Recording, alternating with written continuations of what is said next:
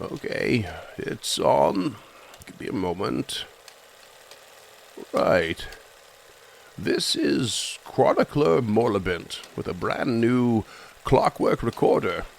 What a magnificent machine.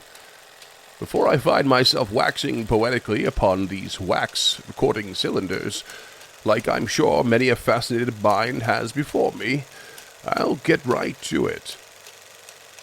I will be test riding this new machine by recanting a strange tale brought to me by an even stranger person. The following will be my interpretation of several journal entries of this person, of whose identity I would normally keep in confidence. However, given the nature of this tale, an esoteric adventure much befitting his character, and his now twice arriving on my doorstep on death's door, and in need of a favor, I make no assumptions that his identity need be kept close. In all honesty, and by all accounts, I assume him to be dead. It all starts at a certain lodge outside a certain town on the southern coast of the Isle of Gortos. Our journal maker, heretofore known as Talford Rawline, recalls a recent stay at the lodge, and the frustration of constant interruption in his research by local inhabitants, as well as the arrival of an old friend of the caretakers and staff. He is superfluously vague on their identities, no doubt thanks to his rather apathetic and aloof nature, but I have surmised that the arrival was a local hermit known as Krugga, and the primary aforementioned staff none other than the delightful Arthur of Erastil. Krugga seems to have brought some concerning news of a restless forest along the coast, while Talford also muses in his notes about the self-segregation of the establishment's proprietor on the same night, of whom I easily identified as Aelin Weinmar of Weinmar's Rod and Bow Club. Interruptions led to introductions among Talford, Krugga, and Arthur, but something extraordinary seems to have happened to Aelin. Upon seeking to retire for the night, voices were heard within what should have been the unoccupied hallways of the lodge. Further investigation by Aelin revealed a strange black smoke pouring from one corner, and out from its cloud crawled an otherworldly hound. Surprisingly, it appears its nature eluded even Talford, for all his occult and arcane studies. Aelin calling for aid from the others, the hound made strange use of the space around it, and harried its foes, with a gaze that tore bloodless flesh, if it can be believed. But the very capable crew, however uncoordinated and surprised in the moment, managed to put it down. But overcoming this strange intruder was hardly a victory, it seems. For what was left in the wake of the black smoke, I'm sorry. I need a break.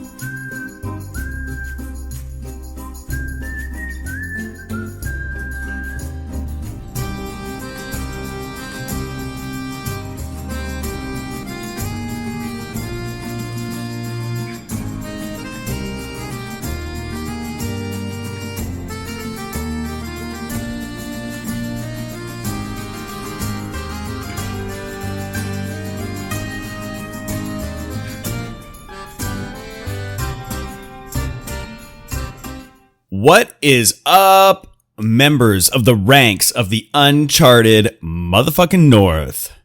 That's right, listeners. That's you, baby. And we are cruising into part 2, I guess you could say, of our episode 100, having a little bit of fun. And we are just bringing you something a little different. If you didn't listen to the last episode, go back. Can you imagine if somebody just started listening to our podcast in this particular episode? They were just like, episode 101. This is where I like to dive in. I want to know how it ends. We begin in media res. Yeah, so if you looked at this and you thought this was season 1, episode 01, you're wrong. You're wrong. This is episode 101. That's what happened in Encounter This.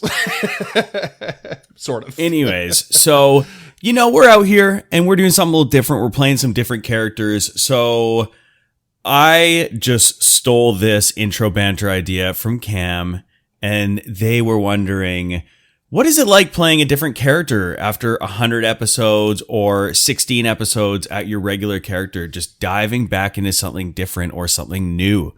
So let's talk about it. I mean, James and Duncan have also had characters die, so it's not 100. You're the only one with 100 episodes here, Scott. Yeah. That's true. And also Aelin for all of Troubles in Otari. He who cannot be killed. Except in that one shot we did.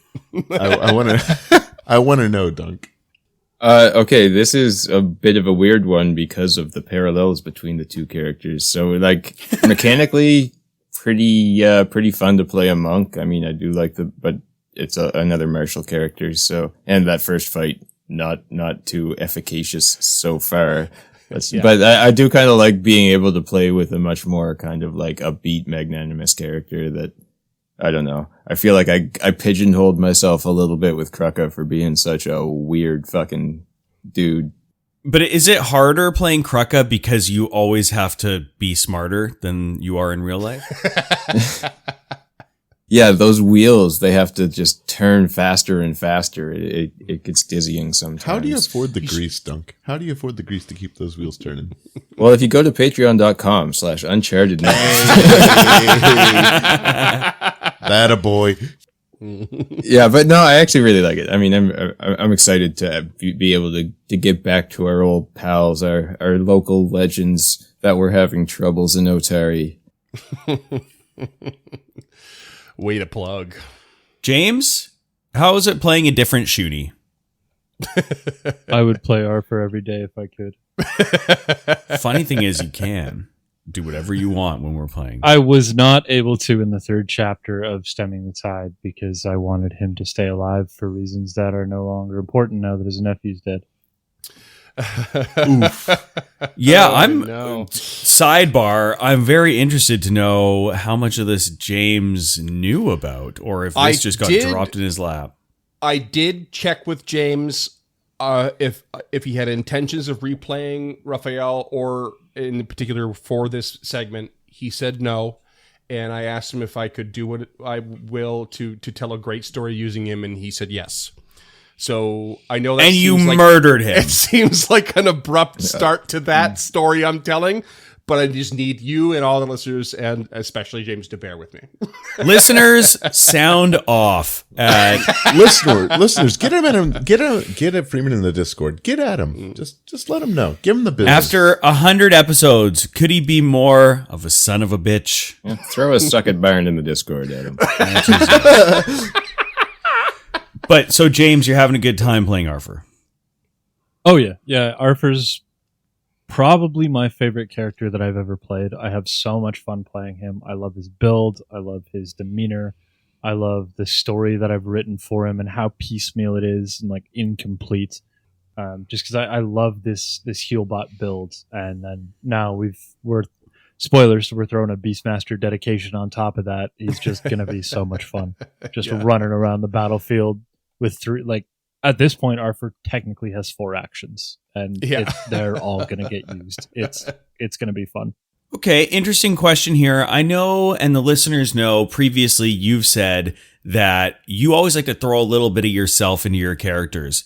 Is it the sausage rolls, or is it something else we don't know? It's the lemon bars. Or is it the lemon bars? No. It is the lemon bars. It's also his love for nature. And Arthur's the kind of person that I always kind of wished I was. You know, this nice, always pleasant, always good to people, kind, sees the best in everything kind of being.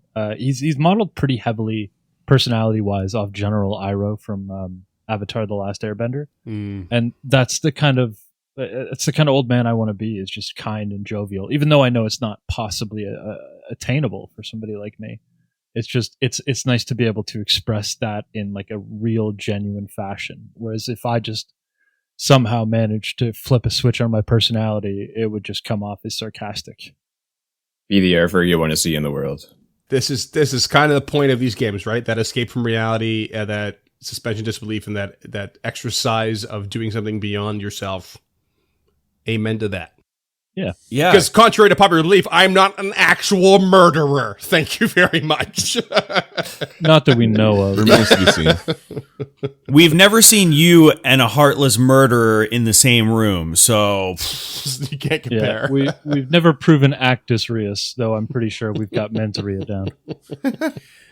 Cam, Yes. talk to me, baby. How's Lump different than your buddy Talford? So Lump is in emotional, vulnerable, like kind of posy core character, just like, stand up, fight the struggle, like just keep pushing forward no matter the odds. And Talford is an apathetic bitch, like just a bastard to his core. And as more and more of the story progresses, you'll see more and more of that. But Talford is almost on the opposite end from Lump. The only thing they share is willing to do almost anything to achieve their goals. So, would you say that Talford and Lump are your two wolves? Inside me arguing, but both howling at the moon? Absolutely. Amazing. Absolutely expecting a third act backstab now. What? Spoilers. And Freeman, just because I want you to be Yes. included and I'm hosting this bitch, I love being included. I'm a special boy. Just ask my mother. what is it like jumping into a whole suite of new characters as opposed to the ones that you've been GMing?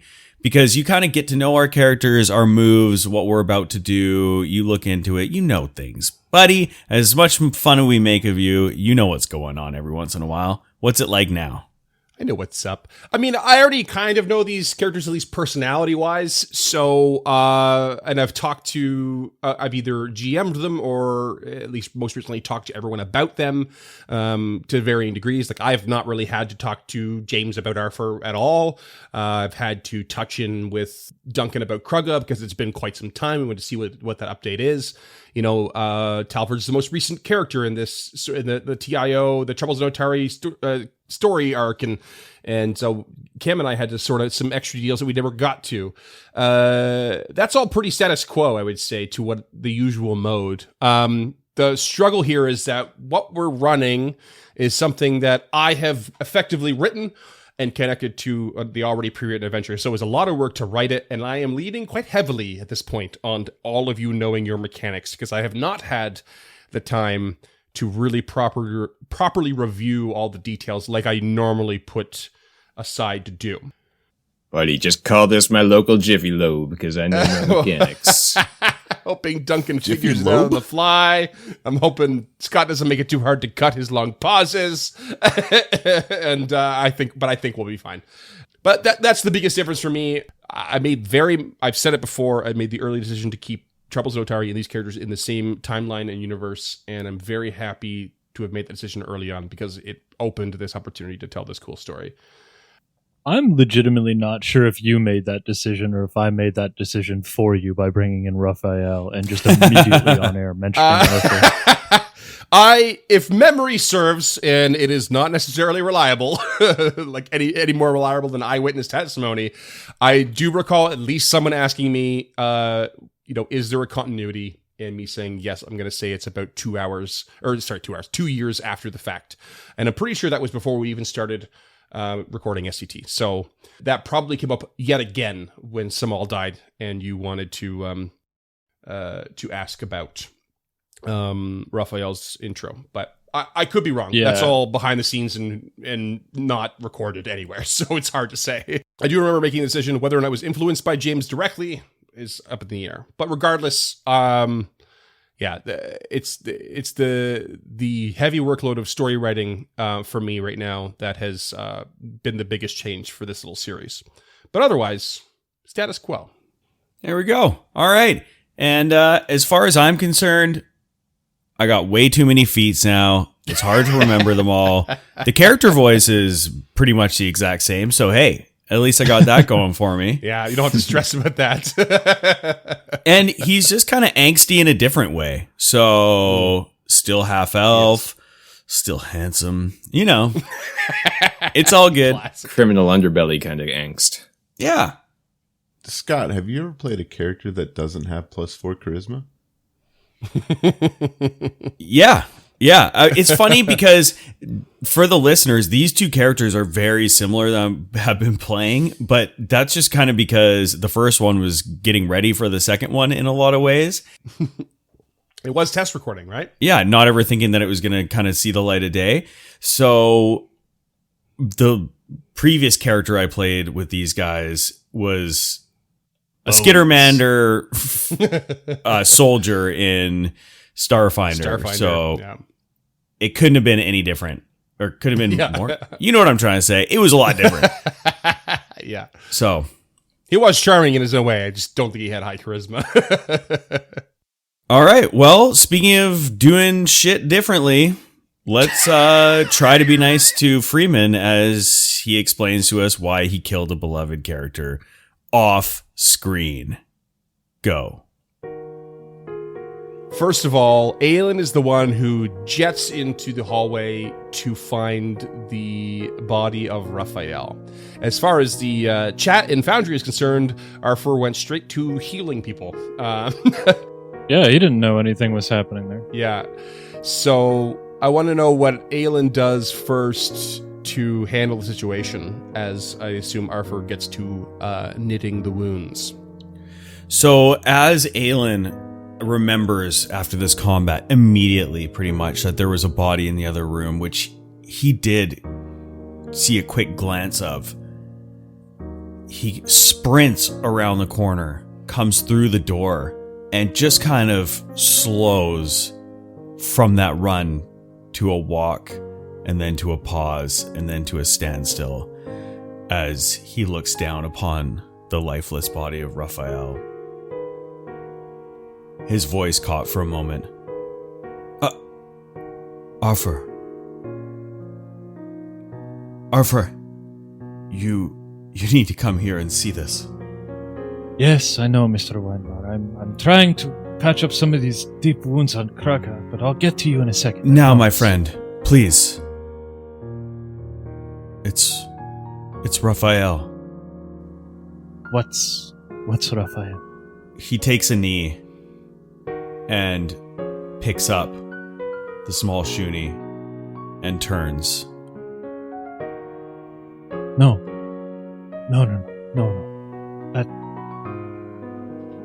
No, Mr. Wine. No. It is not possible. No, Raphael. No. With tears welling up in his eyes, cradling the small body and kind of just rubbing the back of his head, of Raphael's head, he just looks at Arthur. I'm so sorry. I don't know where this came from. I don't know how this happened or why he is here. I'm truly sorry, my friend. There. There's no use crying over spilled blood. Aelin immediately looks at Talford. You shut your mouth. You shut your mouth now. No, Mr. Weinbar. He does not know. My beloved nephew. I like to think that Aelin kind of like grabs Talford by the collar and pushes him up against the wall, and Talford just has this obviously fake and kind of learned expression of sorrow, like just a person that's trying to pretend to be sorrowful but is not. I'll go with that. And Talford looks down at Raphael, his eyes still white and bloodshot. Can I make a medicine check to see how Raphael was killed? Sure. Yeah. That is a 32. It seems like there are a few wounds on his body, obvious of bites and slashes.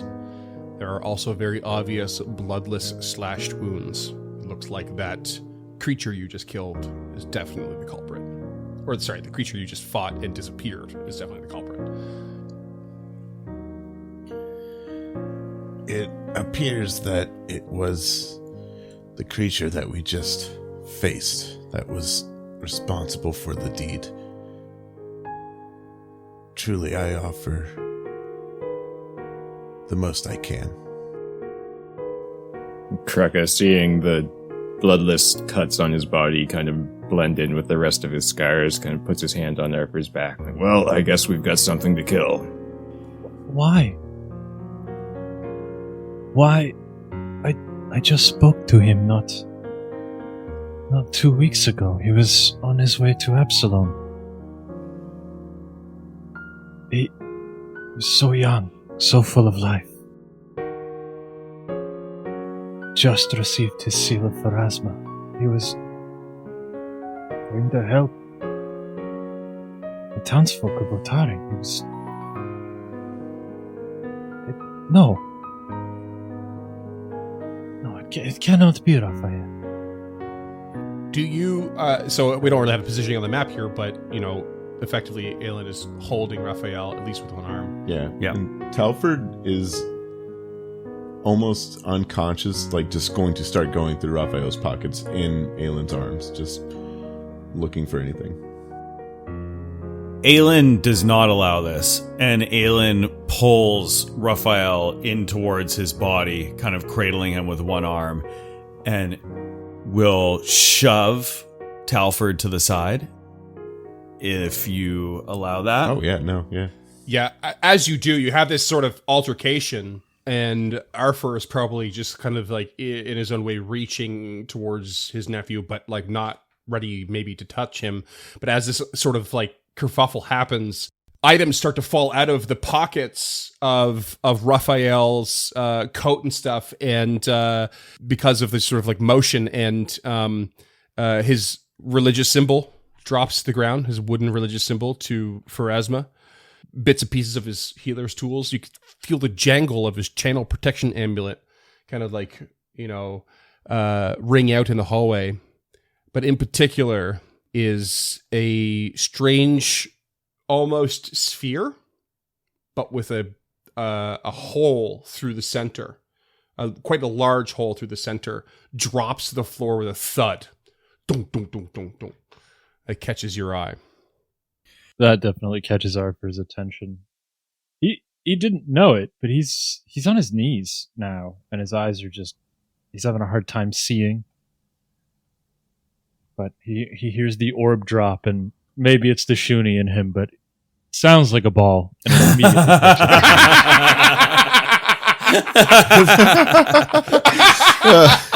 catches good bit. Oh my god, I did not see that coming. I mean, that's a hero point right away. There's no way you have to have one. Holy shit. Talford getting shoved against the wall will just light a cigarette. And Aelin would recognize the smell as flay leaf. Oof. Getting high. Wait, how are you saying that Aelin would recognize that smell? You did crime stuff. You've obviously been around flay leaf. Krugga's got the herbalist background and asks for a toke. Talford will give a small nod and hand it over to anybody that wants it. Well, I was going to say, when Aelin shoves you to the side and you go about this, you were actually standing in front of a door to the main bedroom. And after shoving you, the items fall out of the pockets. He doesn't notice this. He opens the door and walks into the room and lays Raphael down on the bed. Once this sort of kind of happens and you set him down, you realize that he's got all the equipment he left with. He's got a crossbow with him, nice small size for him. There's a dagger, a rapier on his hip. He's even got a steel shield kind of wrapped into one arm. You get the feeling he might have died fighting. He's wearing leather armor. And this sort of strange sphere, again, with a hole through it, has popped out. But as you kind of set him down and realize he also has all this equipment, there's also a sort of rod kind of attached to his belt. And not holstered like the rapier, but definitely secured to his belt. Arthur will reach for it. You look at the rod. Roll me some sort of identify magic check. 25. This is something you have vaguely heard of or maybe seen before in some of your adventures. You've not been to Absalom many times, but you've heard of recording rods. The sort of thing that is used by the City Watch, in particular for investigations. But this one, it looks old. Very old. Anyone else want to maybe roll a check on it? Especially those who have spent some time in Absalom? Talford, being high, rolls a natural 1, gets a 15. Apathy wins the day. Aelin would like to roll Lore Absalom. And actually, fucking hot roll. It's going to be a 28. Amazing.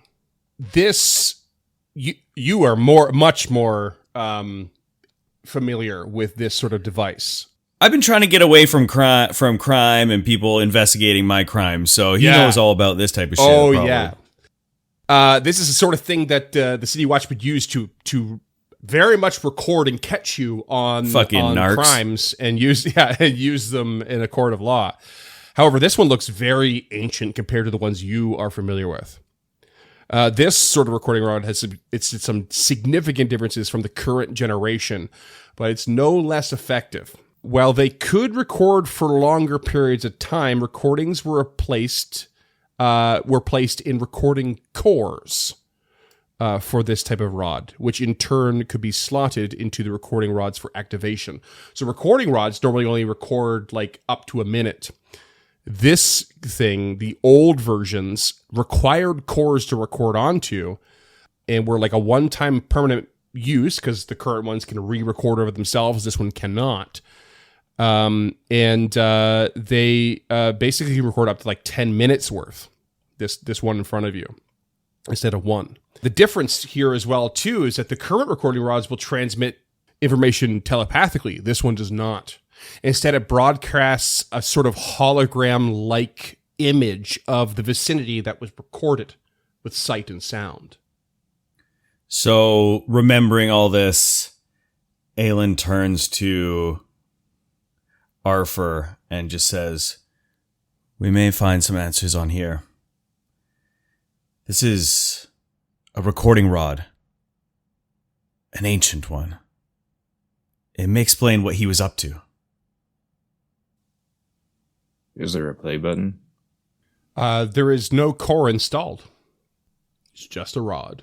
Talford is going to go ahead and cast Detect Magic. Okay, yeah, you detect magic on the channel protection amulet on Raphael, +1 rapier, definitely the recording rod, and definitely the ball with a hole through the center. Talford will hold out a hand for the ball from Arthur. If you don't mind, I think that I can turn this on so we can see what's on it. And Aelin, as he sees Talford approach Arthur, shoots him An intimidating glare. a fucking, yeah. He's like one step shy of an intimidating strike right now. Go ahead and fucking roll the intimidate. See if you can intimidate. Yeah, do it. Let's see what happens. 4 on the die for a 16. I wish I never agreed to that. Well, if you didn't, Talford wasn't even going to pay attention. I was trying to give you a chance here. Talford brushes off the glare as if it's beneath his notice. Son of a bitch. And holds his hand out, palm up. Please, if you don't mind, I think we can at least see what killed this creature. Does the orb look like the rod would fit inside of it? It looks like a perfect match. Ignoring Talford's requests, Arthur will head over to Aelin and hold out a paw for the rod. Fetch. Oh, Duncan, you son of a bitch. Aelin passes him the rod. And Arthur will connect the pieces. So you slide this orb onto the rod. It slides down to the bottom where there's like a small little kind of not quite hilt where it stops. And as you do, you can't believe you didn't notice it, but a little piece of crumpled paper that was kind of in the middle of the hole of this orb flies out as you do so, pushed out by the rod. It lands on the floor. Aelin picks it up. You pick it up and kind of try to do your best to smooth that out a little bit, and you can see there's a single page hastily torn from a book.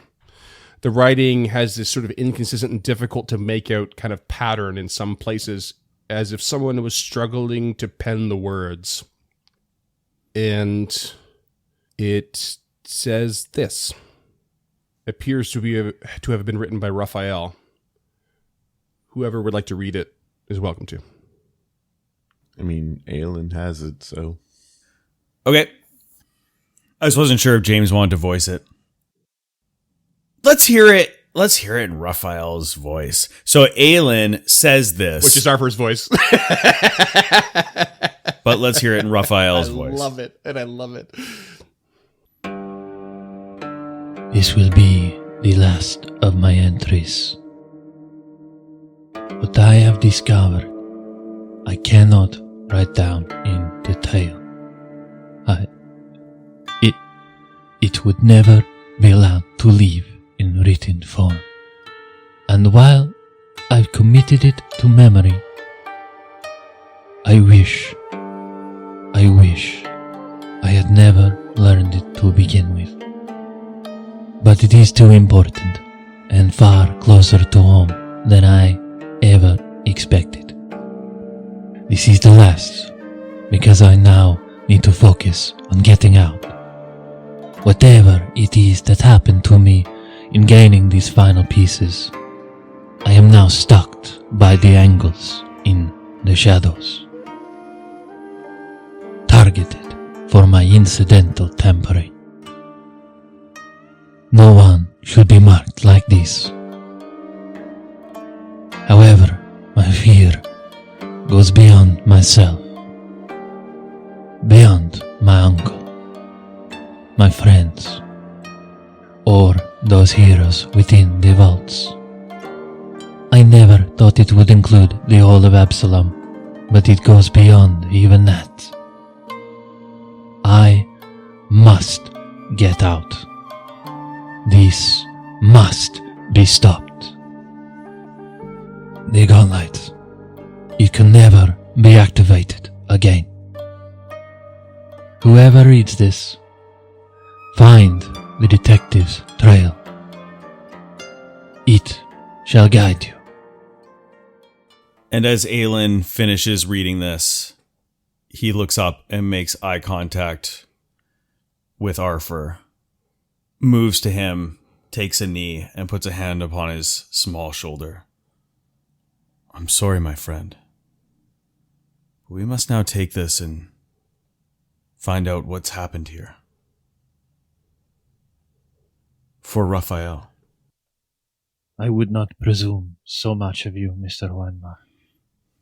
He was my nephew, and I owe this to my brother, Bartholomew. This quest is mine, And if you wish to accompany me, it would be a treasure to have a friend such as you along the way. But I do not presume to think that you would join. Old friend, of course I will do this. I must.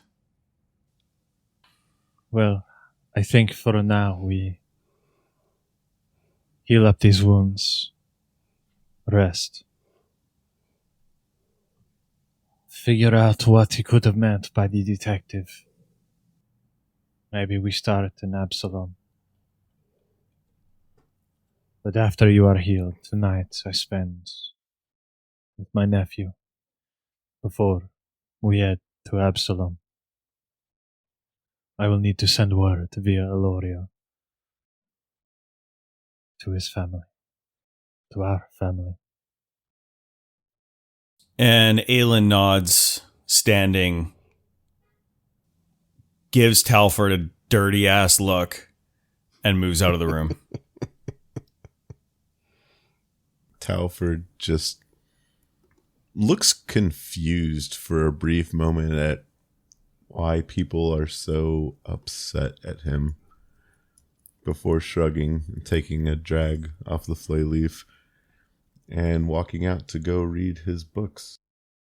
So I did the healing off screen. You guys should all be close enough. I think that a long rest will get you to max. If you're not, let me know.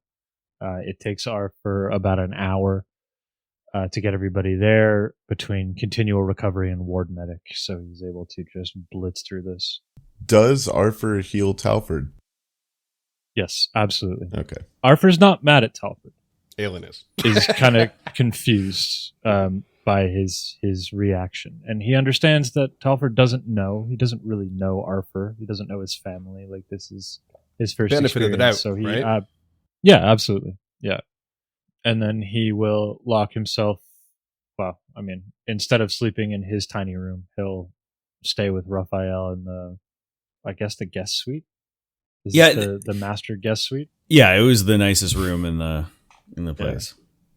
This is our first tiny room up here in the corner. Can we all just appreciate the new game pause button or symbol? Yep. I didn't want to mention it because it's not an audio joke at all. It's okay. We'll take a screenshot.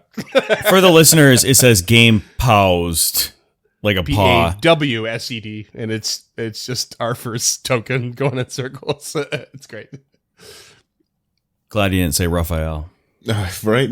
Had to retake it again. He lives with us always as Freeman fucking up the line every time.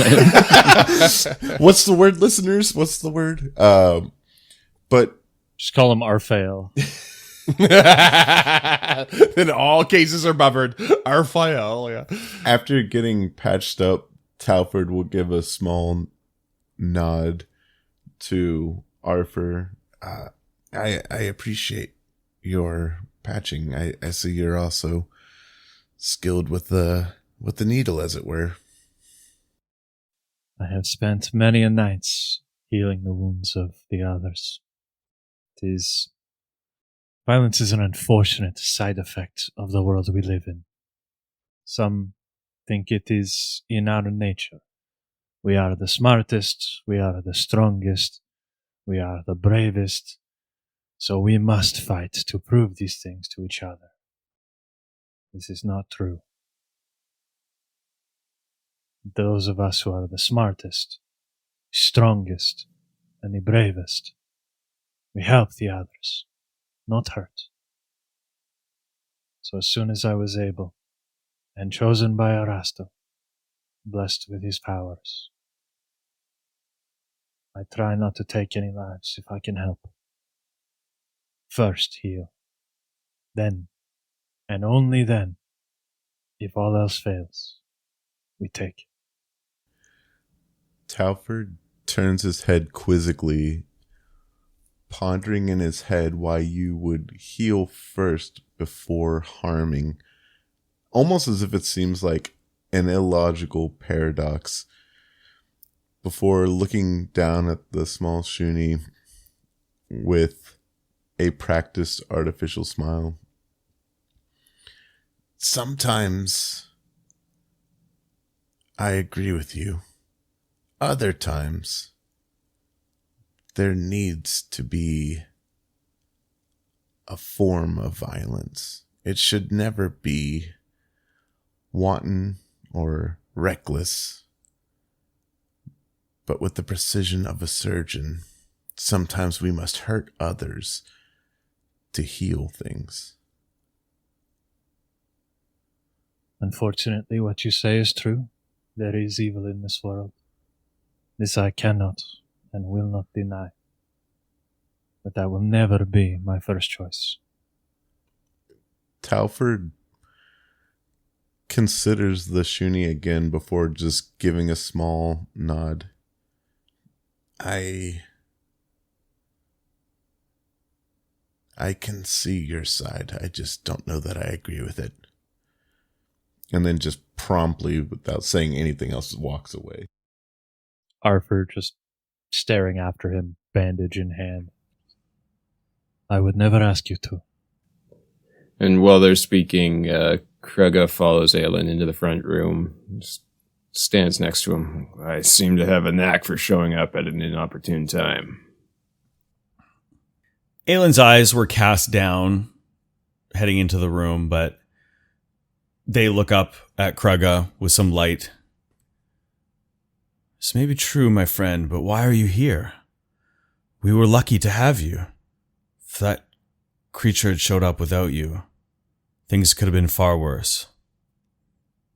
I came home after a long journey. I've been reconnecting with my past. I've been having visions of, I don't know, possible family? I don't know what I have in this area, but there's something amiss that needs to be corrected first. I could feel it. I could feel it in the woods coming back. And I don't know what you read on that book. Hate the things, never trusted them. But I trust you, Aelin, so I'll help you with whatever we need to get done here. Thank you, my friend. I'm glad you are back. It is good to see your face. It's been many years now, I feel. Yes, I'm glad to see that the spiders have left and have not come back. It's true. We have come a long way. Have you heard of what's happened in town? In the graveyard? No. I've just walked back through the door, right? Something strange is going on here. In Otari, the dead were raised from some sort of light from the Gauntlight. It was bad. Many people were killed in town. They are rebuilding now.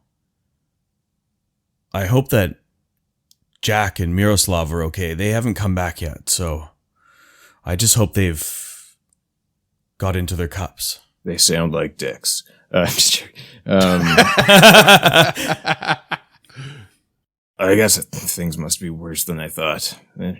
We've come a long way from clearing out spiders and animals from your rod and bow club. But if this is another job that needs to be done, it's another job that needs to be done. It seems our work is never over. And he will light up a joint. Dirty hippie. Yeah, Monk. fuck those. Okay, he will light a bong. Talford, I figure, is done about the same time they're done with their conversation. And we'll go back out. And where Krugga was sliding over the table, knocking away all of his scripts and books, he'll just let out a sigh. Krugga quietly delighted at both of the books being in disarray and him not being happy with it. We'll quietly pick everything up before the words the Shuni said, like, don't hit Talford, but Talford remembers, like, the rod. Oh, god damn it. How did... And we'll just, like, rush back and start, like, for a moment, like, go to, like, bang on the door that Arthur's in and just like pause for a second and remember a little bit more social decorum and politely just knock. Ah, I see you haven't forgot everything on the Barbazu's lettuce. What? The devil's Devil's lettuce. lettuce. That was a good joke, Scott. That was a really Yeah. good For the joke. listeners, Scott has his hand face firmly in his palm right now. Scott got himself. No, it's so bad. It's so bad. I really liked it. I went right over my head. I'm not gonna lie. It was a stretch. No, it wasn't. I'm down. Yeah. I appreciate your Pathfinder 80s slang. Are you guys actually smoking Flayleaf? Is that what's really happening? Oh, Talford is absolutely. Yep. Okay. Cool. Aelin is not. Not that he's against it, but Are you guys just at stage 1 then? Yeah. Okay. This Flayleaf, not great. Not great at all. It's real bad for you. Oh, is it? Yeah, the mechanical effects are pretty ruthless. The- Stage 2 They and can stage be 3. bad, yeah. The fortitude save is just so low that at this level, like, I can't fail. Okay, Kroga is a poser and smoking clove cigarettes. GM discretion level of tolerance, as it were. It's a DC 12 fortitude save. I have a 10. Yeah. So, like, I literally have to roll a 1 or a 2 to fail. So, like, yeah. But, yeah, Talford will compose himself and politely knock on Arthur's door. Just very slowly opens from one side. And you can see the weariness on his face now. He's been trying to hold it back for everybody else, but he looks tired now. I'm. Do you have the rod? And we should activate it, or and you see Talford kind of stumbling over his words, like he doesn't understand why people are upset, but he sees the weariness on the Shuni's face, who was kind to him, and is trying to do something approaching the right thing. Yeah, I think Arthur recognizes this and just still looking rather defeated, just hands you the rod and recording CD-ROM or whatever it is. The VHS listeners. The VHS. spherical floppy disk. Yeah, I think the inaccurate facsimile is CD-ROM because they're not rewritable. Oh, that's true. Yeah. That's true. It does video, though. It must be HD DVD. CD-ROM does video? Yeah. What is it? How old are you guys? I was just trying to make a defunct joke. Laser disc. It's a wax cylinder. Arthur hands it to you and just, thank you, Mr. Roland. Let me know in the morning, I think, if there is anything that you're able to come up with. And he hands Talford the rod and cylinder and closes the door behind him. Goes back and curls up on the bed with Raphael. Well, that's sad as fuck. Fucking better be. Yeah. Sure is. Oh, man. I mean, Cam is sad. Talford's not, but Cam is sad. Yeah.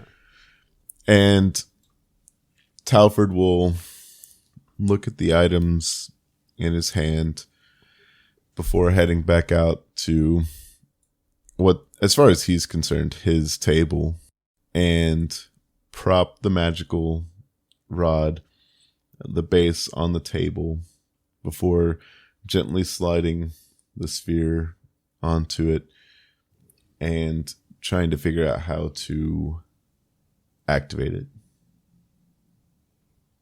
Just out of curiosity, who else is there to witness? All of us. Okay. All but Arthur. Yeah. And Goku. Goku going down there fire again. And Goku. Part of this team, damn it. Goku has sightline from there. Until we get to mounted combat, I'm gonna forget. Wait, we can joust with Goku? Yeah. Goku gets a free action every turn, so I just have my 3 actions and then 1 for him to either move or strike. To be fair, Arthur will not be jousting, not the build Arthur's got, but yes, at the same time. You sit down and sort of cast your eyes and hands over this rod. The sphere with the hole through center slides down the shaft perfectly, hits that little sort of stopping point that's almost a hilt. And then you kind of find a small little button to activate. It's quite straightforward. And as this ancient recording rod sputters to life, its magics wane and the mechanical parts kind of whir as it's badly damaged from years of neglect. In fact, you couldn't really tell from the visual that it has inside mechanical parts, but you could hear them coming to life. And then suddenly a blurry and stuttering scene spills across the area all around you, and I mean filling the room and getting cut off in weird ways and kind of stopping against the wall that prevents you from seeing it properly. And if you will allow me, Cam, immediately Talford gets up and moves to make sure that there's enough room to see the visual properly, getting into the right space of the common room to not miss what might be recorded on here. Yeah, Talford would just absolutely just rush out the front door into the night. Yeah. Onto the beach. You get right out on the beach. Yeah. And it just, boom, big old expanse.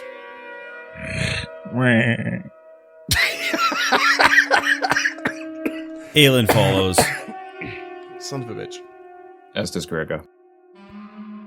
The scene spills across the beach, and you can see there are 2 humanoid creatures in a large room. And again, it's sputtering, it's not clear, it's sort of this weird flickering image. But in the center of said large room appears to be a circular pit. Within the pit appears to be hundreds, if not thousands, of shelves filled with books. And then books float in and out of the pit at what appears to be a request placed with a nearby librarian, who then casts some sort of magic to draw one out. The furniture and shelves and books and librarian, everything flicker in and out of existence as the unstable magic stutters. One of the figures has these sort of lizard-like features and is sitting down sifting through the pages of a thick volume. The other seems to be slowly meandering around the room, seeming to not pay much attention to any one thing. And the only discernible feature in the latter of the 2 are these glowing red eyes and this glowing fiery red hair. And then you hear them speak, starting with the latter with the glowing eyes. What are we doing here again? We're looking for anything that connects the Hierophexes to these deaths. Let me rephrase. What am I doing here? You know management likes partners in these things. I think 2 minds make for a broader perspective. Do they now? I'm inclined to agree. You aren't one of those lone wolf complex types, are you? No. It's just... I've just come in from the coins, as new to Star Watch as they come. Is it standard practice to throw the new guy into the middle of a big conspiracy investigation? I mean, it wasn't routing out conspiracies that exactly got me a promotion from the Token Guard. More like routing out corruption. Standard? Maybe not. The Star Watch keeps a low number these days, which means when we lose one, we lose a lot.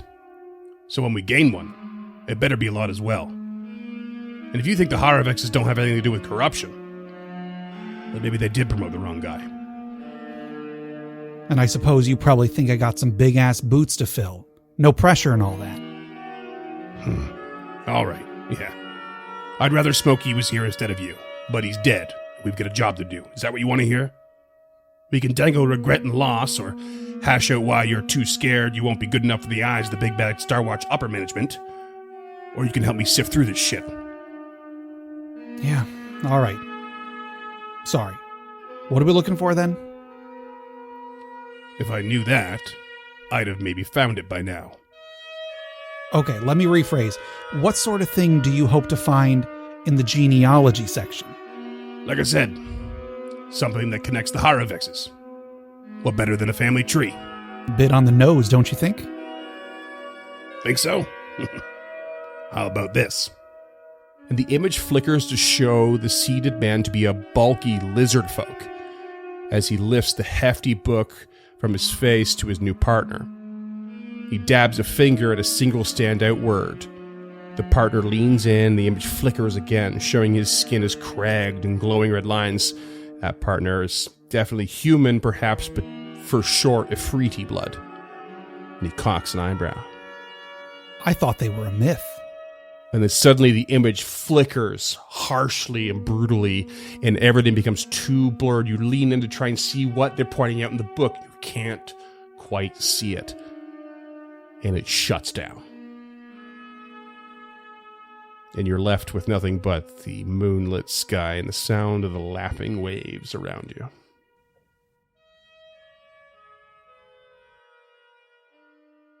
And Krugga spits in the sand. Talford. God damn it. Talford will actually shoot Krugga a fucking stare. Krugga shoots it right back. And then they kiss. Very nice. Roll closing credits. Oh my. And that was episode 100, folks. Hey, we We'll did see you back in the Abomination Vault. No. You want the continuation, unchartednorth.com/only. Goku, no. Oh no. That was too far. I quit the podcast. Oh, that's rich. Duncan is looking so bashful right now. He's like, why did I just say that? Someone cut that. No, just kidding. Play it twice. Play it again, Sam. So it appears we have 2 detectives, and The note you read, and Talford will throw like a small glance to Aelin. said to follow the detectives. So we need to track them down. They said they were part of the Star. I'm sorry, Freeman. Can you give me what the... Star Watch. You would know it. Star Watch, and so would Aelin, yeah. Star Watch is the next level of police and security in Epsilon. They govern the City Watch, effectively, and are sort of where you would get your detectives from, not just your local guard. They're the CIA of Cortos. Oh, so they're evil. Basically, yeah. Yeah. Debatable. They ain't necessarily good. Yeah. So Aelin turns and says, I've had some run-ins with them. Not to be underestimated. But yes, we need to follow them. You actually see the closest approximation of respect pass over Talford's face for a moment as you say, I've had run-ins with them. It's very, very brief. It's just, And then Talford will turn and look at Krugga. I understand you don't like books, but I do think that you like the people in this town and the people in this Rod and Bow Club. Am I correct in this assessment? You are. Well, then, I won't ask you to read, but I will ask you to come along. I'll come with you. I have my reasons. Not noticing that on his back is a swab, which is all Star Watcher bastards.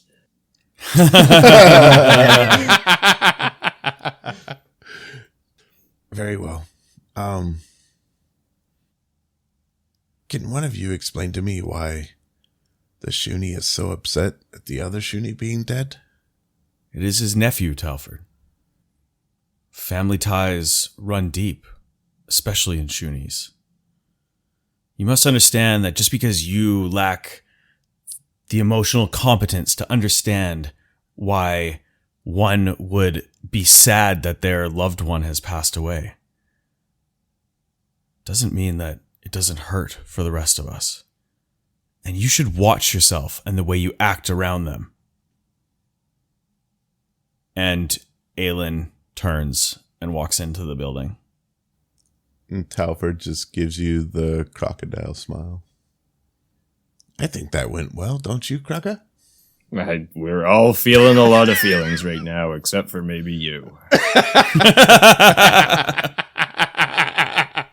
And Talford just turns his head quizzically. Yes, I suppose you all are. And we'll go back inside. Before, like, shooting a look behind over his shoulder, Do you think Aelin would sign the book? and he holds up a copy of Behind the Veil, A Walk Through the Puddles. You'd have to ask him. I honestly hate books. I see. What? Did a book hurt you at some point? Did it, like, fall and hit you in the head? How do you think I got these scars? Paper cuts. No, it's all making way more sense now. I do understand. If a book did that to me, I might not look like books either. So Glad we have come to an understanding. Like Krugga came to a bunch of cash once, and then he like put all the cash in the bed and rolled in it and just cut them all up. You make it rain once and it pours for the rest of your life. the old expression, someone in the future must be pissing on my grave. Yep, and it will get more literal as time goes on, I'm sure. Undoubtedly. And Talford will take the sphere off the rod and put it into some pouches and go to bed. And everyone follows suit in their own time. Eventually, day comes, the morning comes. Aelin, you awake and immediately think, Jack and Miroslav must have had quite a time, because they still have not showed up. At least they're drinking on someone else's dollar for once. No, he doesn't think that. He is concerned because there's employees but his friends, and strange things are a brew right now. Especially with that attack. Raphael just died, and Krugga's back. It all just seems very convenient and also not good.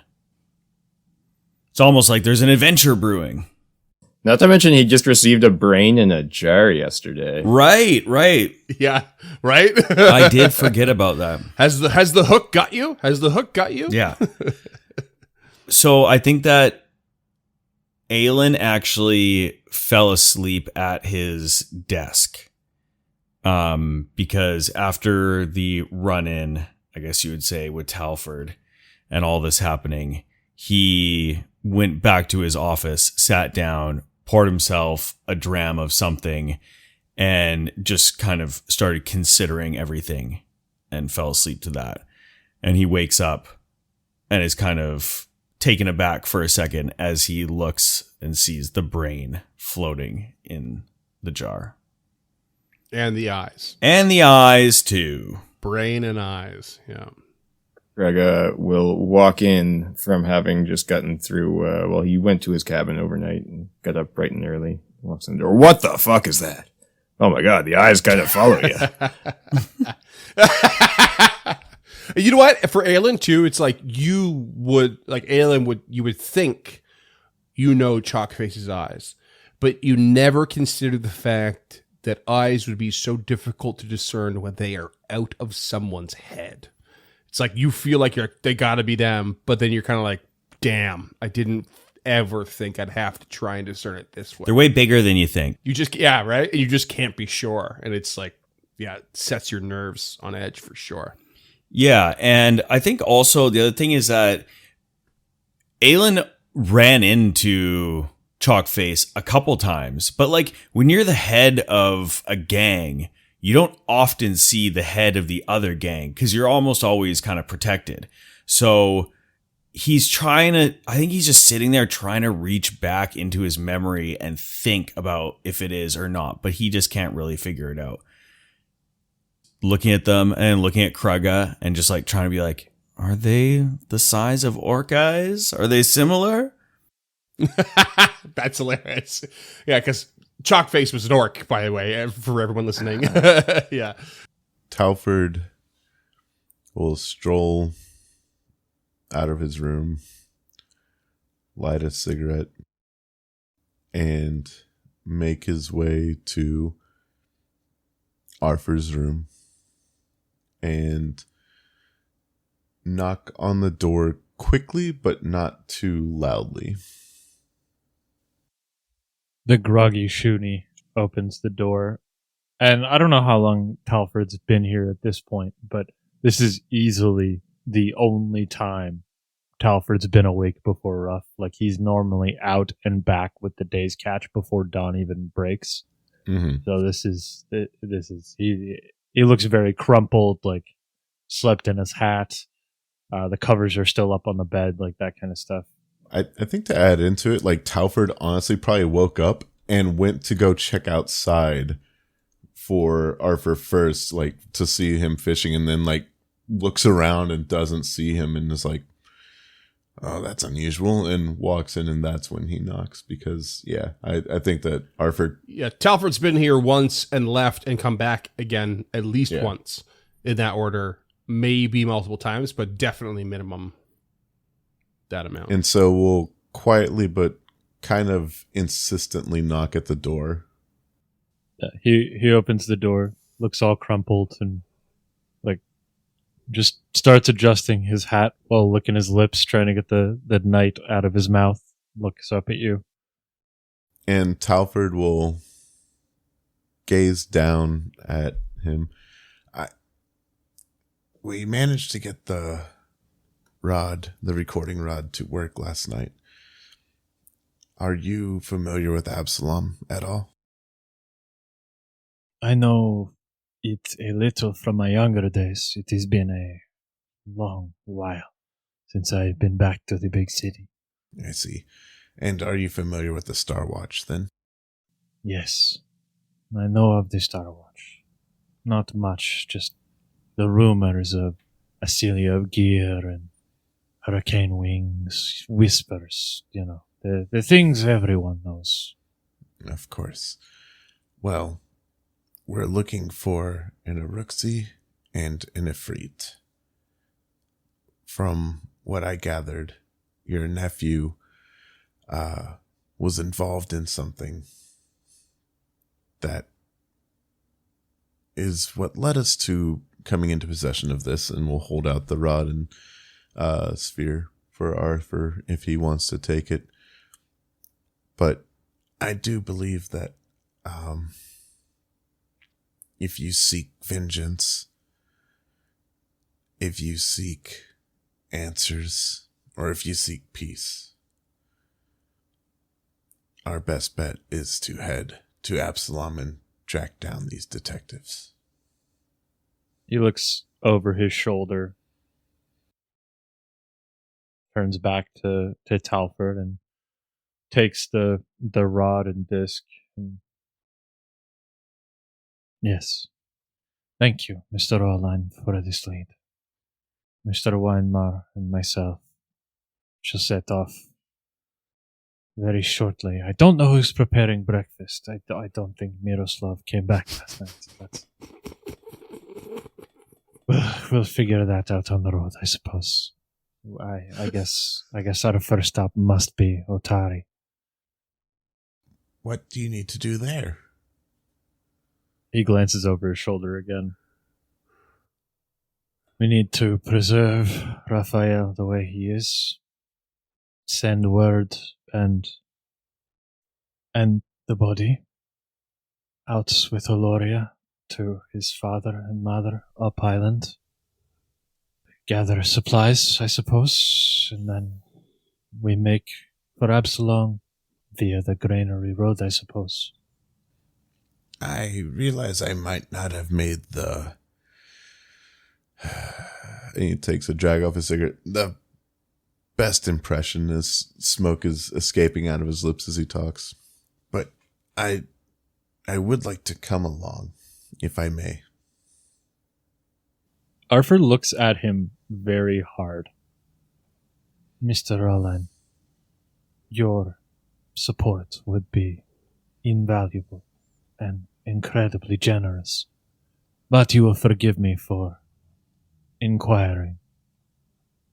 What would be your motive?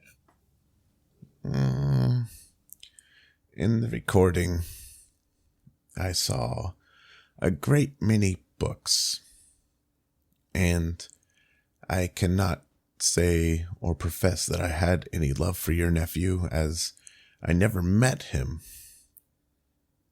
But I understand there are times to work on your own and times to work together.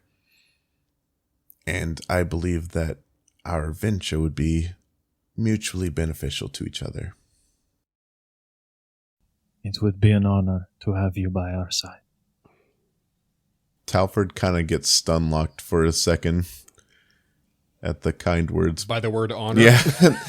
And just like the kindness, like after just saying like, why are you crying over spilled blood yesterday? And then like just recomposes. Very well. I am sure that there will be difficulties with Aelin to come, but I will do my best to not be so insensitive. I would never ask you to be something you are not, insensitive or no. But I would ask you, if you come along, your first response to any conflict is not violence. Second, third response, acceptable. First,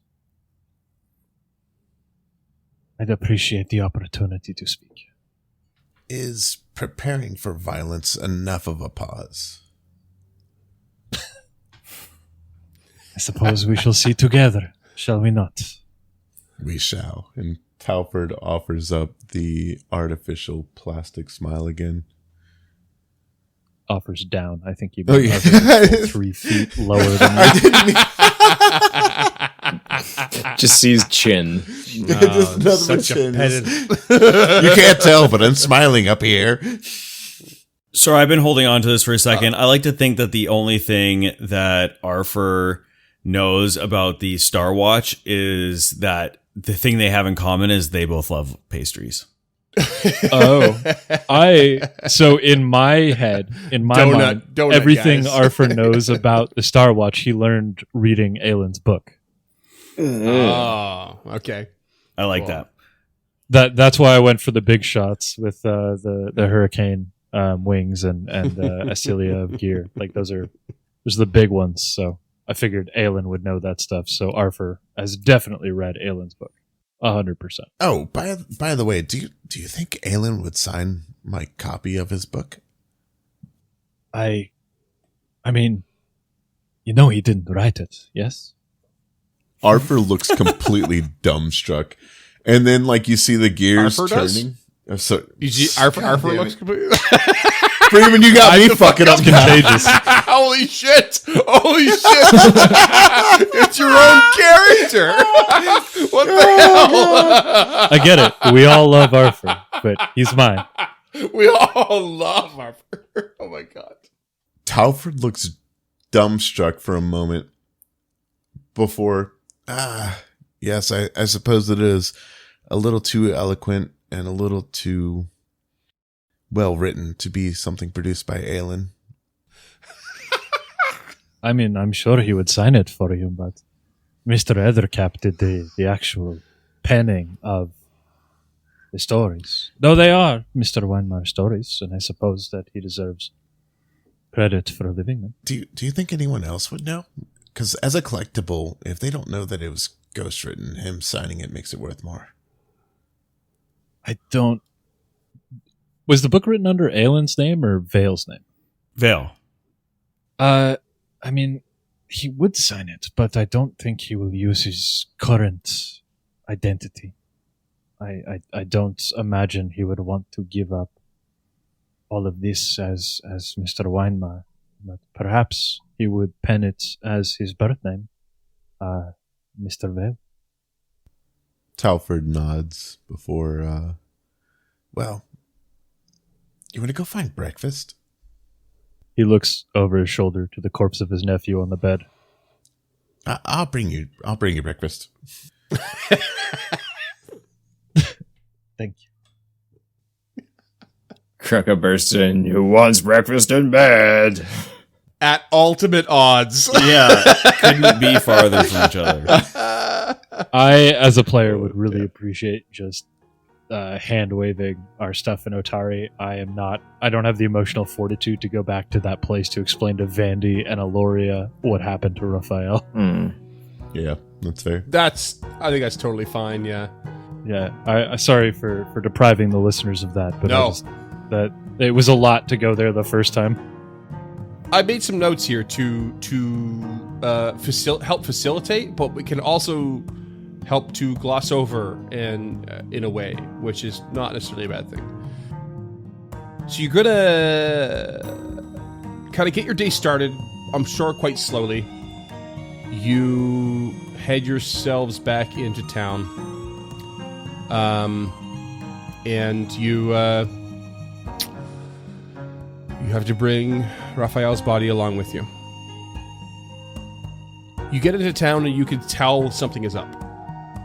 You're going along the South Coast Road, as it's called, and there are no guards along it like normal.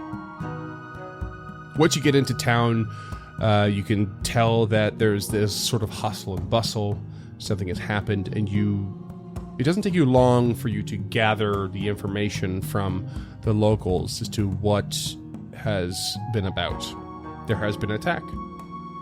Jal Mesmin, of all people, has returned and has been defeated. And at the hands of the heroes of the Gauntlet. Like, what are the chances? They're supposed to be down there fighting what is threatening the town and manage to be on the surface to face off yet again another threat to the town. As you sort of root around and see if you can help, you bring Raphael to Vandy, who is already attending many people, including more dead town guard. And no words need be spoken, really. She is confused, surely. And there is little explanation you can offer, because it makes no sense that Raphael is there and lifeless. But she does her best to take care of him. You also notice along this little journey, bringing him there, that there's another body. And it's that of Magiloi. And as you strike up a conversation with Vandy, you realize that Jakira and Miroslav are also under her care. And as it turns out, they were happily trying to earn some income by trying one of Magiloi's concoctions. And turned out to be much worse than usual, because it was actually spiked with a tincture of wolfsbane. I mean, think like tonka bean, which is a delicious, wonderful thing in our world, but regulated for its poisonous effects in great volume, especially in the US, as far as I know. And she was trying something new, and they weren't at risk of dying, but, you know, they became very ill, and she shut her business early. And she suspected that the full moon had affected the wolfsbane in some way. And according to Miroslav and Jakira's accounts, Magilloy had gone out after shutting down to find more wolfsbane to retest her theory of the full moon affecting it. And it ended up getting her caught by something very unsuspected, which was the werewolf of Jal. Amongst all these things you hear from the town guard, whether it's from one of the senior guards or it's Gerald or Longsaddle, that they no longer have the resources to cover the road to the Rod and Bow Club. They need to double down again. It's been 2 years of safety, but they can't afford it again. Things are too tight here. And as you're passing through the town, you come across lots of cleanup efforts. Fishers and laborers and couriers alike are all doing their best to clean up, bodies in the streets. Blood in the streets. The blacksmith especially needs a lot of cleaning. And you can see that the graveyard's cleanup is not prioritized. The removal of corpses and guards and whatnot are there, but tombstone and crypt repairs not underway. But the bridge that prevented the heroes of Otari from saving one town guard, that bridge is very much being repaired with haste now. And as you kind of gather all this in and you make your way to the edge of town again, you pass by Odd Stories. And you can see Morlabent is got a whole bunch of books on clothes lines outside and inside, and is busy at work trying to fix a lot of the water damage done to the books at the Dawnflower Library. You pass by and take all this in. And not a very large amount of time, but it's a lot to take in. If I may interject, it probably takes us until dusk to get out of Otari again. Seeing in the state that it's in, Arthur would want to help. You know, they walk by people cleaning up bricks from a broken house. He helps stack a couple of bricks. He helps sweep out a shop. He patches wounds. Like, every time they pass somebody new, he does something small that he can to help on the way in and on the way out again.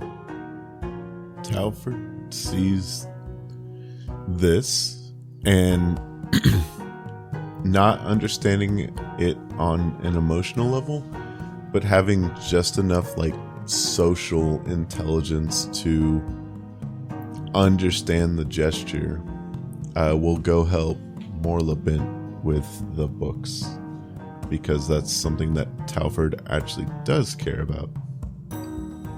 Yeah, Krugga would help them with that, but thinking that he's hanging the books to their doom and not actually. No, it actually. He'd help, damn it, Dunk! He angles into the sunlight for fate. He'd help Arthur out, I think, and follow him around. Okay, yeah. Aelin is going to head to the Crook's Nook because he wants to find out any information that he can on, first of all, what's been going on there, and just look into this letter and see if there's any news from Absalom as far as Chalkface is concerned, as far as Din is concerned, the Pawn Kickers, the Half-Brothers, like any information, because he has underground network as a feat.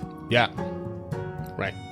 And I sort of consider this in advance in a way, because I knew you had that. And so you go back to the Crook's Nook and you find your way towards Yin Yasbara, and she just says, like, Aelin Weinmar, you came to me already. I did my part. That letter in your hand? Oof, it is what I found. If you want more, you'll have to go to the source, because that is all I can give you. And he nods, says, we're on our way, and I will find more. Thank you for all you've done. Turns. Everyone gets 2 hero points, and the crew from the Rod and Bow Club set out along the Rose Guard We level Road. up? to Absalom. No, you don't level up. Shut up. And level up. A jaunty tune in their hearts and a sucket burn on their lips.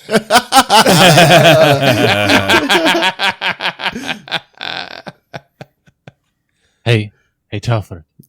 Yes. What do you call an alligator in a vest? An investigator?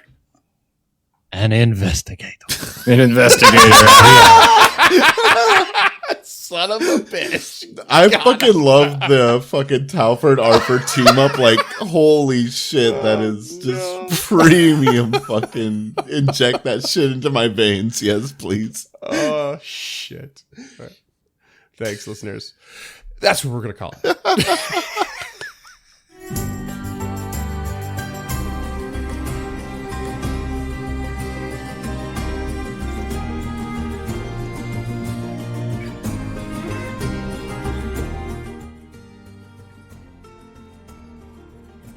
Stemming the Tide is an actual play podcast of the Adventure Path Abomination Vaults and is produced by the Uncharted North Network. Stemming the Tide uses trademarks and/or copyrights owned by Paizo Inc., used under Paizo's community use policy. We are expressly prohibited from charging you to use or access this content. Stemming the Tide is not published, endorsed, or specifically approved by Paizo. For more information about Paizo Inc. and Paizo products, visit paizo.com. Music is composed by Will Savino and artwork by Greyhood. Stemming the Tide is recorded remotely using Foundry Virtual Tabletop.